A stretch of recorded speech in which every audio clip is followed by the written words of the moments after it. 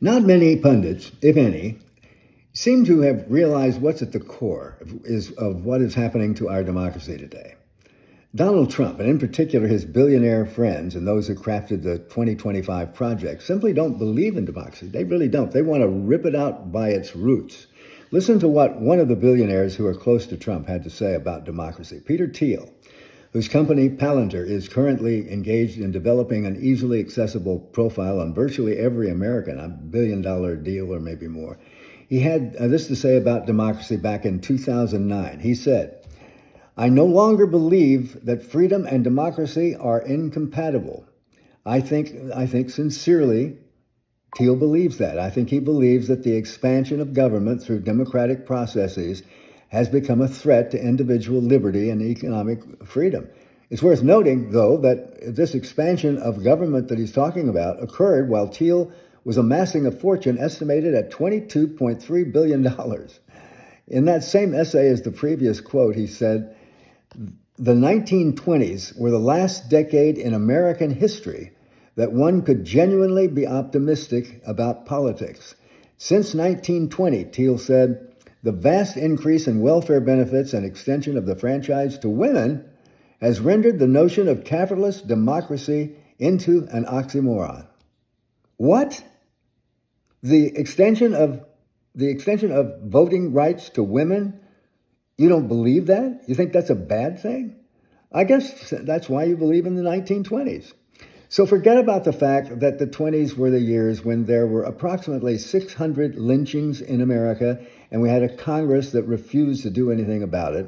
We ended the decade with a Great Depression. His shocking words were, "I believe what Trump's billionaires sincerely believe." Simply put, these technocrats, techno-billionaires, believe that life is too important to let the great unwashed, us, decide our future. That's why they support authoritarian figures like Trump. They believe the more money they get, the greater the innovation will be, thus the greater freedom and happiness for everybody. Simple. I don't think these technocrats are insincere. I think they really believe that. I think they think if we just leave them alone and give them the necessary resources, the world will be a better place for it. Put simply, these technocrats believe they're just smarter than the rest of us. But they like Trump, of course, because he loves billionaires. I mean, it's really kind of, you talk about your oxymorons. When you talk about all them and include Trump in that, and you talk about the smarter people, what? Come on. You've got to think that one through.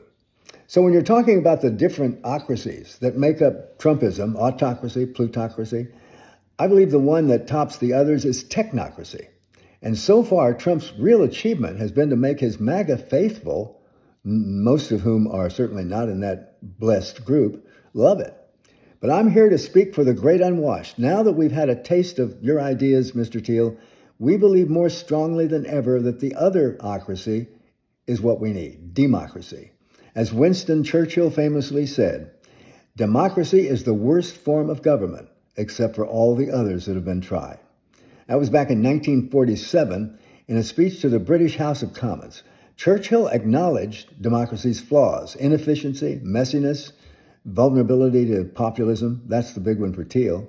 But in spite of those imperfections, Churchill believed, as do I, that democracy is still superior to authoritarian or totalitarian systems, and he just won a war to prove it. So come on, everybody, let's make America a democracy again. I believe in that, and I have a hat to prove it.